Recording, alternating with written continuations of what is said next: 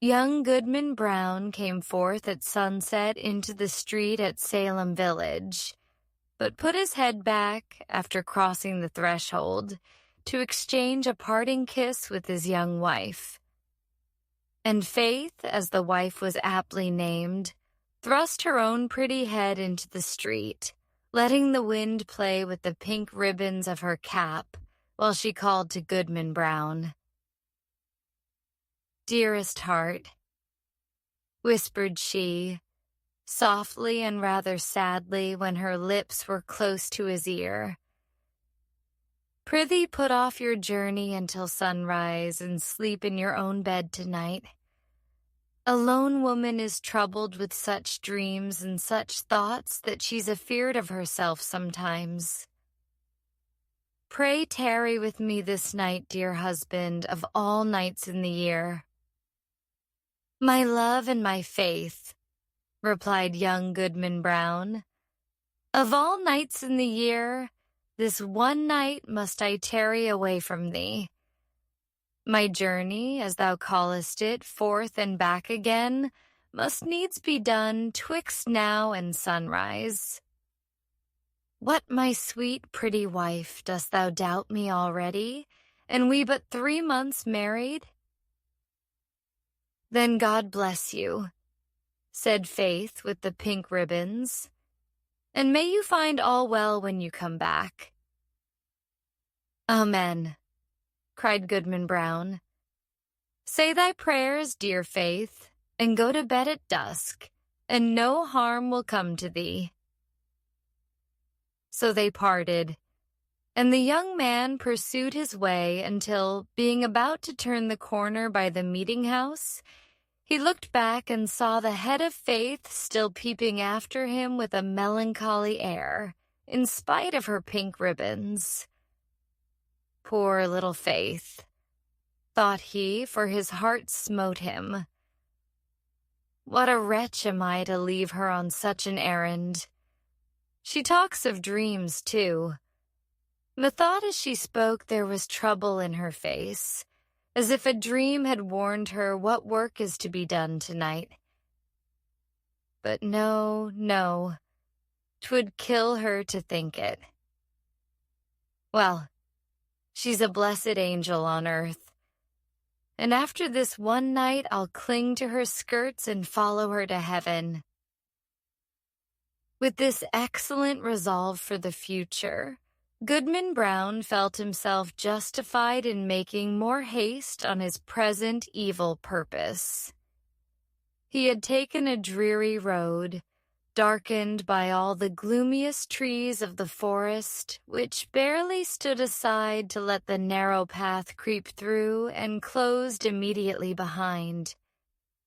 It was all as lonely as could be, and there is this peculiarity in such a solitude that the traveler knows not who may be concealed by the innumerable trunks and the thick boughs overhead, so that with lonely footsteps he may yet be passing through an unseen multitude.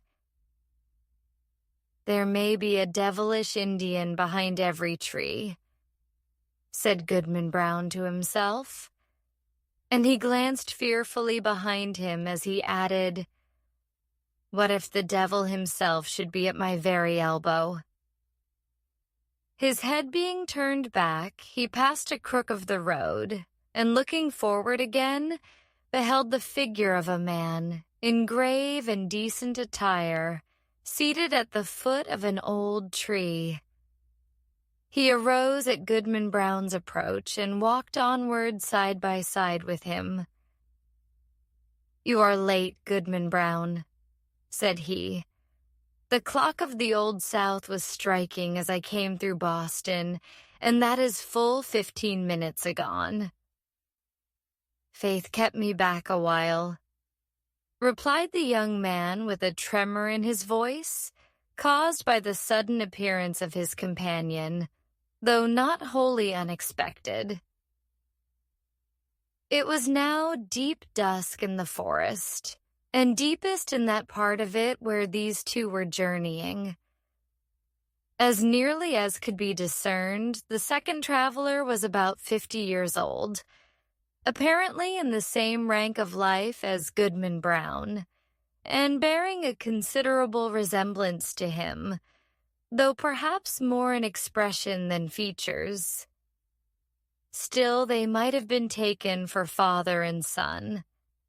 And yet, though the elder person was as simply clad as the younger, and as simple in manner too, he had an indescribable air of one who knew the world, and who would not have felt abashed at the governor's dinner table or in King William's court, were it possible that his affairs should call him thither.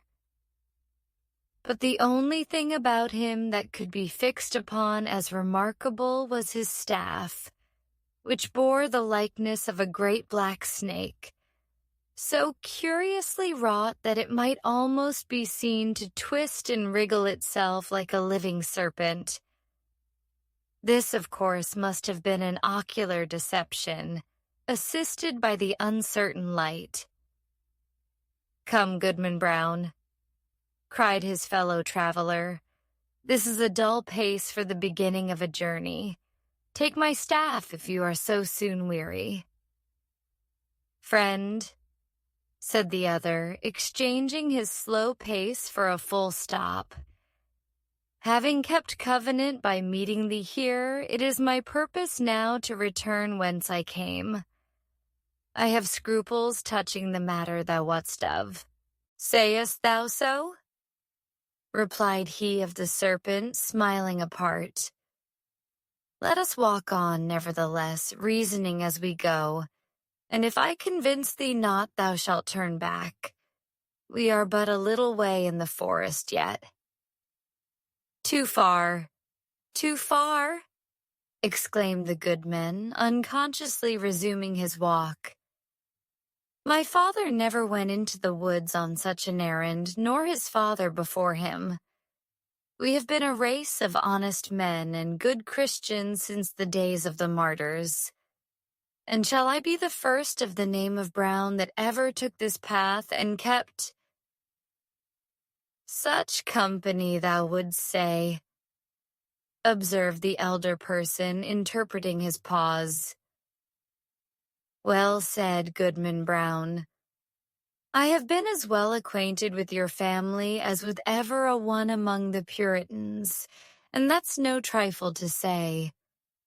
I helped your grandfather, the constable, when he lashed the Quaker woman so smartly through the streets of Salem. And it was I that brought your father a pitch pine knot, kindled at my own hearth, to set fire to an Indian village in King Philip's War. They were my good friends both, and many a pleasant walk have we had along this path, and returned merrily after midnight. I would fain be friends with you for their sake." "If it be as thou sayest," replied Goodman Brown, "I marvel they never spoke of these matters. Or verily, I marvel not, seeing that the least rumor of the sort would have driven them from New England. We are a people of prayer, and good works to boot, and abide no such wickedness." "Wickedness or not," said the traveler with the twisted staff, "I have a very general acquaintance here in New England. The deacons of many a church have drunk the communion wine with me. The selectmen of divers towns make me their chairman, and a majority of the great and general court are firm supporters of my interest. The governor and I, too. But these are state secrets. Can this be so?" cried Goodman Brown with a stare of amazement at his undisturbed companion. "Howbeit, I have nothing to do with the governor and council. They have their own ways and are no rule for a simple husbandman like me. But were I to go on with thee, how should I meet the eye of that good old man, our minister at Salem village? Oh, his voice would make me tremble both Sabbath day and lecture day." Thus far the elder traveler had listened with due gravity, but now burst into a fit of irrepressible mirth, shaking himself so violently that his snake-like staff actually seemed to wriggle in sympathy. "Ha ha ha, ha ha ha," shouted he again and again. Then composing himself, "Well, go on, Goodman Brown. Go on, but prithee don't kill me with laughing." "Well, then, to end the matter at once," said Goodman Brown, considerably nettled, "there is my wife Faith. It would break her dear little heart, and I'd rather break my own." "Nay, if that be the case," answered the other, "e'en go thy ways, Goodman Brown. I would not for 20 old women like the one hobbling before us that Faith should come to any harm." As he spoke, he pointed his staff at a female figure on the path, in whom Goodman Brown recognized a very pious and exemplary dame, who had taught him his catechism in youth, and was still his moral and spiritual adviser, jointly with the minister and Deacon Gookin. A marvel, truly, that Goody Cloyes should be so far in the wilderness at nightfall, said he. But with your leave, friend, I shall take a cut through the woods until we have left this Christian woman behind.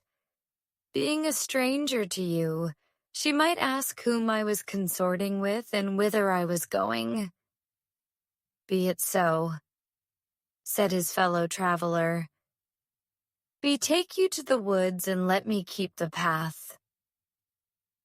Accordingly, the young man turned aside, but took care to watch his companion, who advanced softly along the road until he had come within a staff's length of the old dame. She, meanwhile, was making the best of her way, with singular speed for so aged a woman, and mumbling some indistinct words. A prayer, doubtless, as she went. The traveler put forth his staff and touched her withered neck with what seemed the serpent's tail. "The devil!" screamed the pious old lady. "Then Goody Cloyes knows her old friend?" observed the traveler, confronting her and leaning on his writhing stick. "Ah, forsooth! And is it your worship indeed?" cried the good dame. "Yea, truly is it, and in the very image of my old gossip Goodman Brown, the grandfather of the silly fellow that now is. But, would your worship believe it? My broomstick hath strangely disappeared, stolen, as I suspect, by that unhanged witch, Goody Cory, and that, too, when I was all anointed with the juice of smallage and cinquefoil and wolfsbane, mingled with fine wheat and the fat of a newborn babe," said the shape of old Goodman Brown. "Ah, your worship knows the recipe," cried the old lady, cackling aloud. "So, as I was saying, being all ready for the meeting and no horse to ride on, I made up my mind to foot it. For they tell me there is a nice young man to be taken into communion tonight. But now your good worship will lend me your arm, and we shall be there in a twinkling." "That can hardly be," answered her friend. "I may not spare you my arm, Goody Cloyes, but here is my staff, if you will." So saying, he threw it down at her feet, where perhaps it assumed life, being one of the rods which its owner had formerly lent to the Egyptian magi. Of this fact, however, Goodman Brown could not take cognizance. He had cast up his eyes in astonishment, and looking down again, beheld neither Goody Cloyes nor the serpentine staff, but his fellow traveler alone, who waited for him as calmly as if nothing had happened. "That old woman taught me my catechism," said the young man, and there was a world of meaning in this simple comment. They continued to walk onward, while the elder traveler exhorted his companion to make good speed and persevere in the path, discoursing so aptly that his argument seemed rather to spring up in the bosom of his auditor than to be suggested by himself. As they went, he plucked a branch of maple to serve for a walking stick, and began to strip it of the twigs and little boughs, which were wet with evening dew. The moment his fingers touched them, they became strangely withered and dried up as with a week's sunshine. Thus the pair proceeded at a good free pace until suddenly, in a gloomy hollow of the road, Goodman Brown sat himself down on the stump of a tree and refused to go any farther. "Friend," said he stubbornly, "my mind is made up. Not another step will I budge on this errand. What if a wretched old woman do choose to go to the devil when I thought she was going to heaven? Is that any reason why I should quit my dear faith and go after her?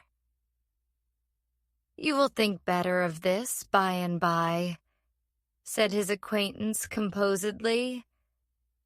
"Sit here and rest yourself a while, and when you feel like moving again, there is my staff to help you along." Without more words, he threw his companion the maple stick and was as speedily out of sight as if he had vanished into the deepening gloom. The young man sat a few moments by the roadside, applauding himself greatly and thinking with how clear a conscience he should meet the minister in his morning walk, nor shrink from the eye of good old Deacon Gookin.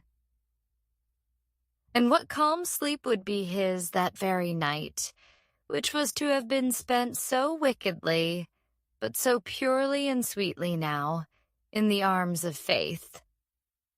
Amidst these pleasant and praiseworthy meditations, Goodman Brown heard the tramp of horses along the road and deemed it advisable to conceal himself within the verge of the forest, conscious of the guilty purpose that had brought him thither, though now so happily turned from it. On came the hoof-tramps and the voices of the riders, two grave old voices conversing soberly as they drew near. These mingled sounds appeared to pass along the road, within a few yards of the young man's hiding place. But, owing doubtless to the depth of the gloom at that particular spot, neither the travelers nor their steeds were visible. Though their figures brushed the small boughs by the wayside, it could not be seen that they intercepted, even for a moment, the faint gleam from the strip of bright sky athwart which they must have passed. Goodman Brown alternately crouched and stood on tiptoe, pulling aside the branches and thrusting forth his head as far as he durst without discerning so much as a shadow. It vexed him the more because he could have sworn, were such a thing possible, that he recognized the voices of the minister and Deacon Gookin, jogging along quietly as they were wont to do, when bound to some ordination or ecclesiastical council. While yet within hearing, one of the riders stopped to pluck a switch. "Of the two, Reverend Sir," said the voice like the deacon's, "I had rather miss an ordination dinner than tonight's meeting.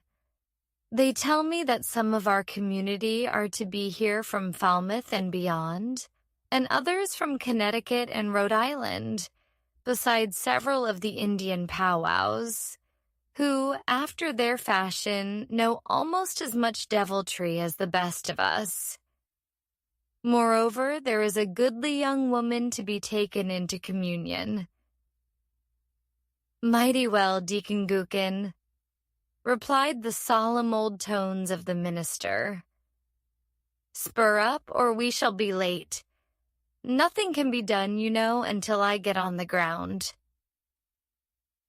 The hoofs clattered again, and the voices, talking so strangely in the empty air, passed on through the forest, where no church had ever been gathered or solitary Christian prayed. Whither, then, could these holy men be journeying so deep into the heathen wilderness? Young Goodman Brown caught hold of a tree for support, being ready to sink down on the ground, faint and overburdened with the heavy sickness of his heart. He looked up to the sky, doubting whether there really was a heaven above him. Yet there was the blue arch and the stars brightening in it. "With heaven above and faith below, I will yet stand firm against the devil," cried Goodman Brown. While he still gazed upward into the deep arch of the firmament and had lifted his hands to pray, a cloud, though no wind was stirring, hurried across the zenith and hid the brightening stars. The blue sky was still visible, except directly overhead, where this black mass of cloud was sweeping swiftly northward. Aloft in the air, as if from the depths of the cloud, came a confused and doubtful sound of voices. Once the listener fancied that he could distinguish the accents of townspeople of his own, men and women, both pious and ungodly, many of whom he had met at the communion table and had seen others rioting at the tavern.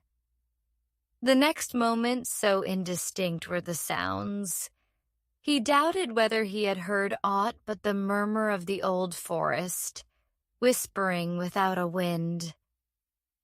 Then came a stronger swell of those familiar tones, heard daily in the sunshine at Salem village, but never until now from a cloud of night.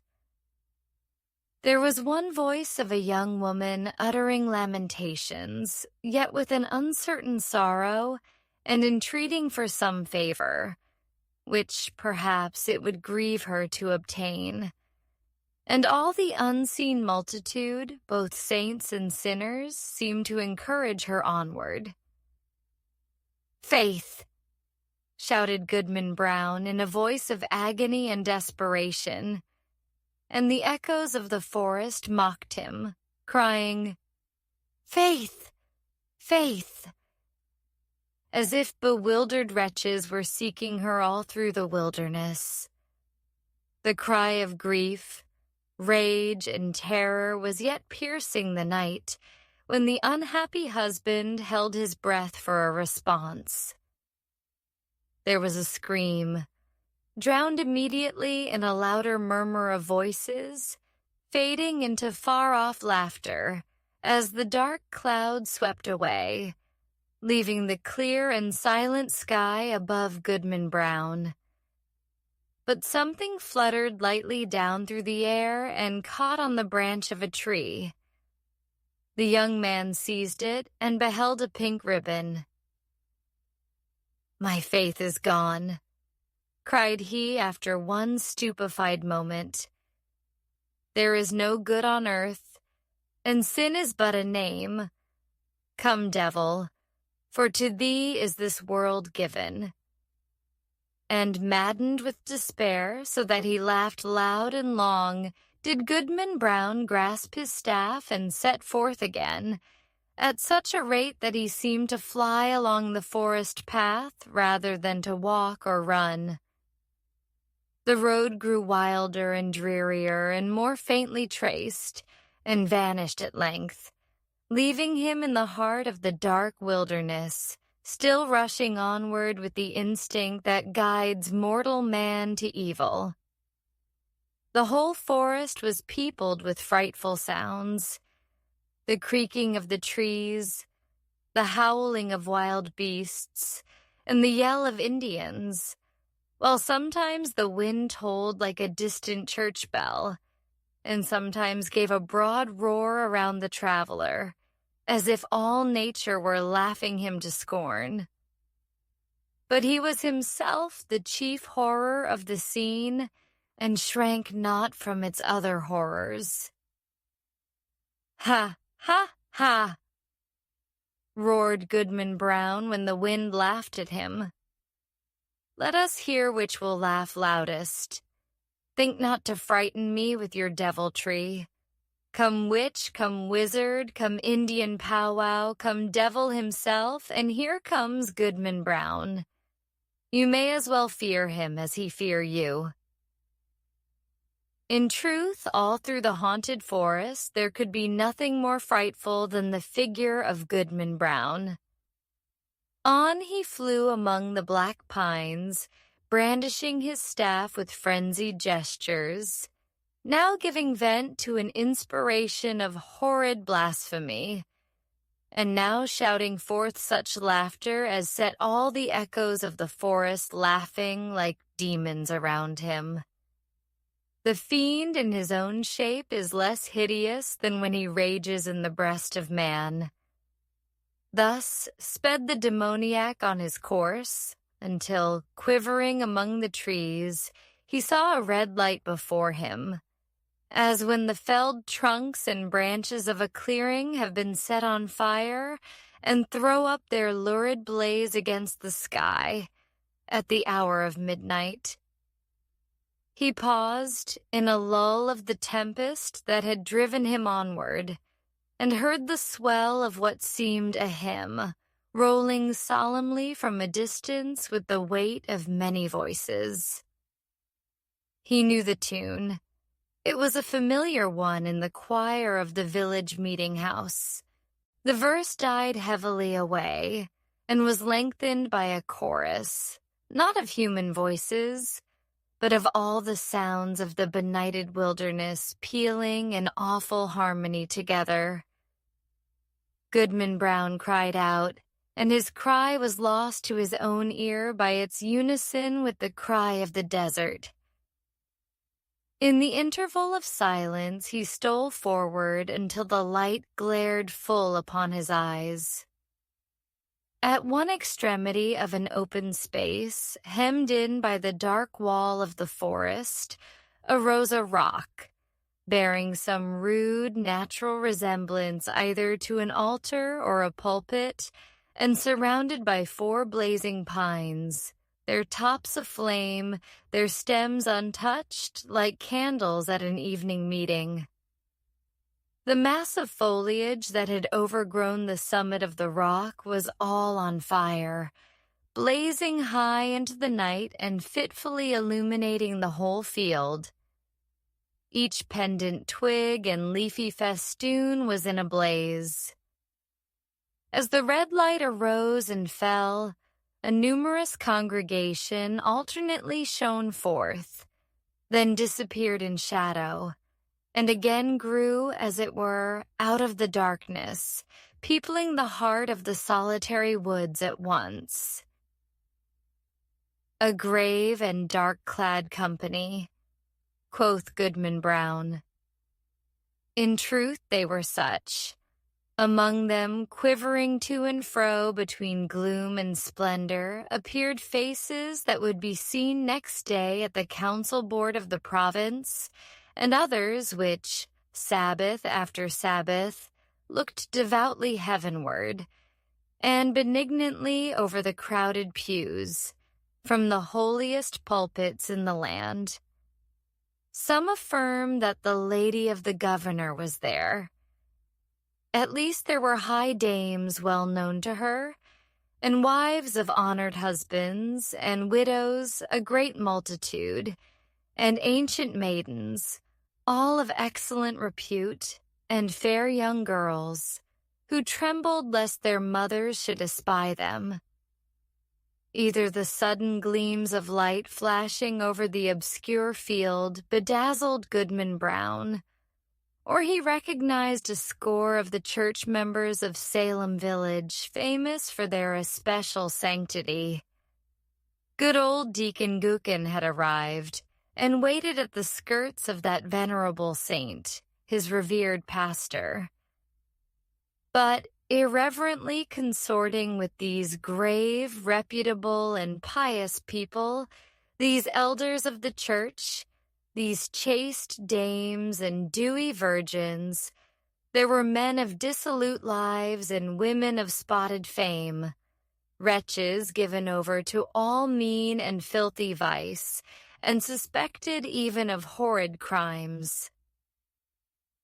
It was strange to see that the good shrank not from the wicked, nor were the sinners abashed by the saints. Scattered also among their pale-faced enemies were the Indian priests or powwows, who had often scared their native forest with more hideous incantations than any known to English witchcraft. But where is faith? Thought Goodman Brown, and as hope came into his heart, he trembled. Another verse of the hymn arose, a slow and mournful strain, such as the pious love, but joined to words which expressed all that our nature can conceive of sin, and darkly hinted at far more. Unfathomable to mere mortals is the lore of fiends. Verse after verse was sung, and still the chorus of the desert swelled between like the deepest tone of a mighty organ. And with the final peal of that dreadful anthem there came a sound, as if the roaring wind, the rushing streams, the howling beasts, and every other voice of the unconcerted wilderness were mingling and according with the voice of guilty man in homage to the Prince of all. The four blazing pines threw up a loftier flame, and obscurely discovered shapes and visages of horror on the smoke wreaths above the impious assembly. At the same moment, the fire on the rock shot redly forth and formed a glowing arch above its base, where now appeared a figure. With reverence be it spoken, the figure bore no slight similitude, both in garb and manner, to some grave divine of the New England churches. "Bring forth the converts," cried a voice that echoed through the field and rolled into the forest.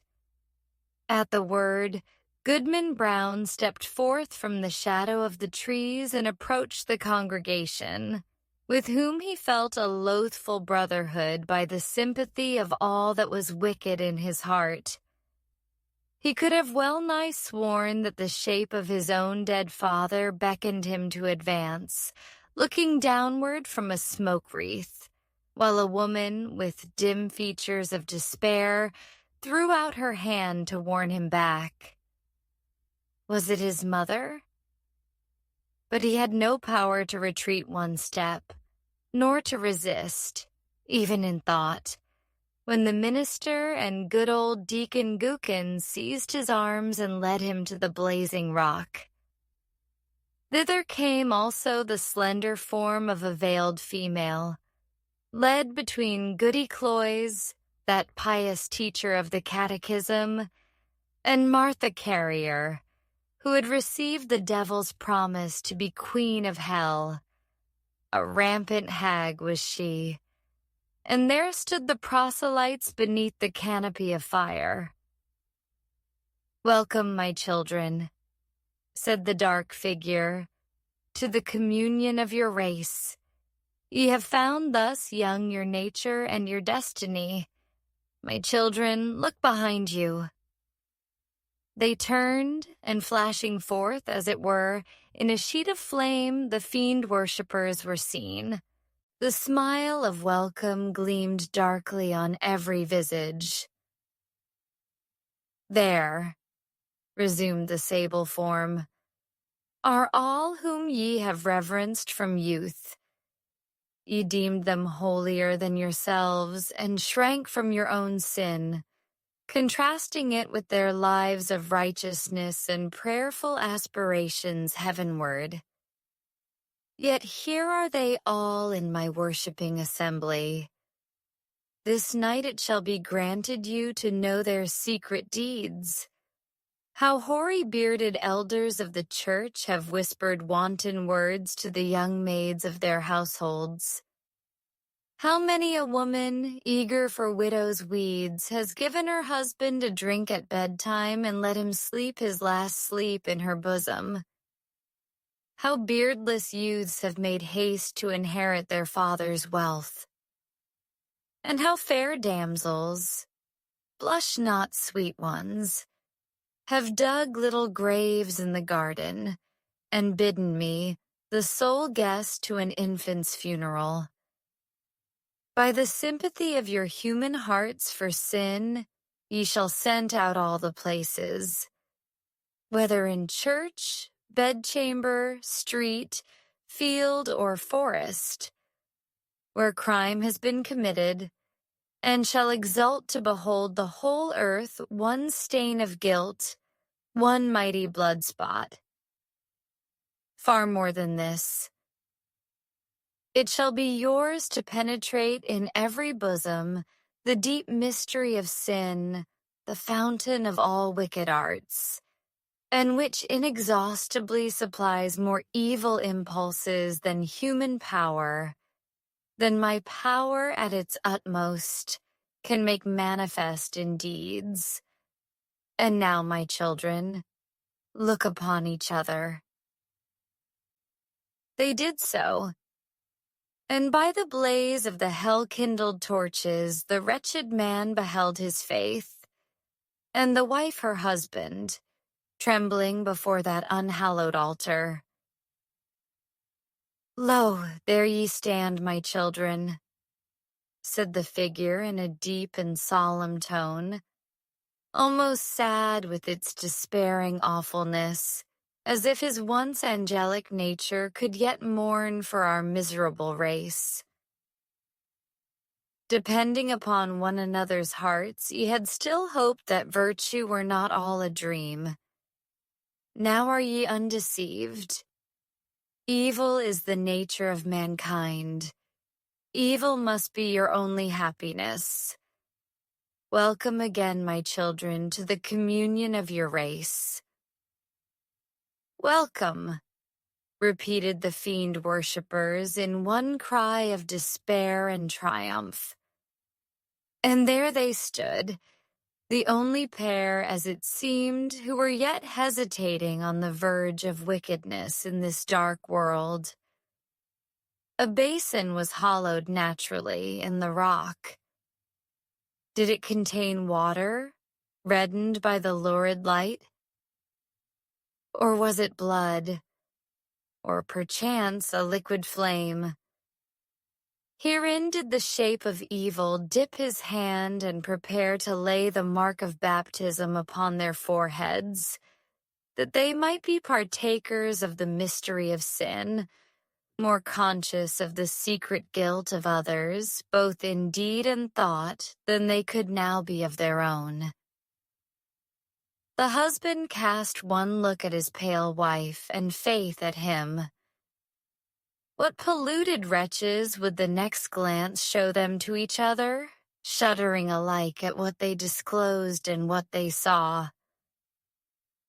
Faith, Faith, cried the husband, look up to heaven and resist the wicked one. Whether Faith obeyed he knew not. Hardly had he spoken when he found himself amid calm night and solitude, listening to a roar of the wind which died heavily away through the forest. He staggered against the rock and felt it chill and damp, while a hanging twig, that had been all on fire, besprinkled his cheek with the coldest dew.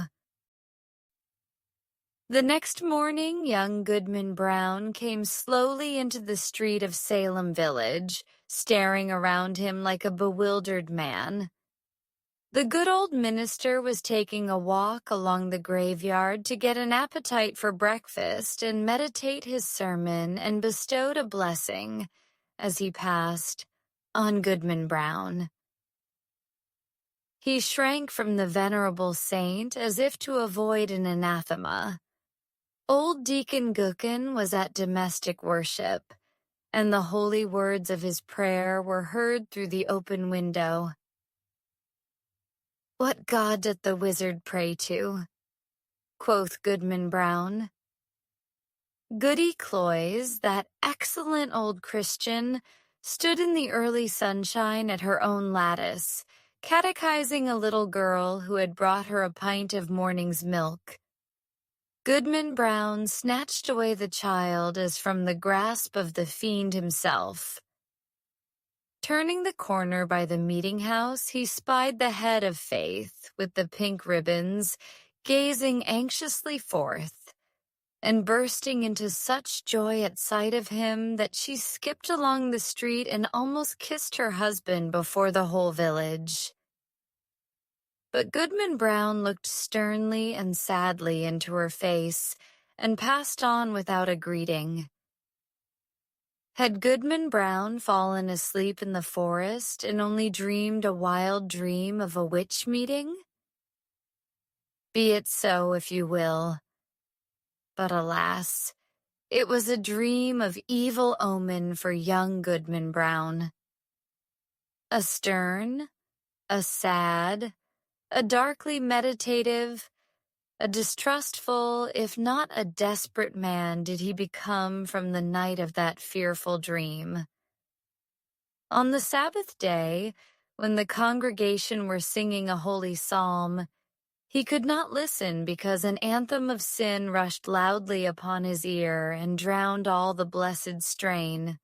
When the minister spoke from the pulpit with power and fervid eloquence, and with his hand on the open Bible, of the sacred truths of our religion, and of saint-like lives and triumphant deaths, and of future bliss or misery unutterable, then did Goodman Brown turn pale, dreading lest the roof should thunder down upon the gray blasphemer and his hearers. Often, waking suddenly at midnight, he shrank from the bosom of faith, and at morning or eventide, when the family knelt down at prayer, he scowled and muttered to himself, and gazed sternly at his wife, and turned away. And when he had lived long and was borne to his grave a hoary corpse, followed by Faith, an aged woman, and children and grandchildren, a goodly procession, besides neighbors not a few, they carved no hopeful verse upon his tombstone, for his dying hour was gloom.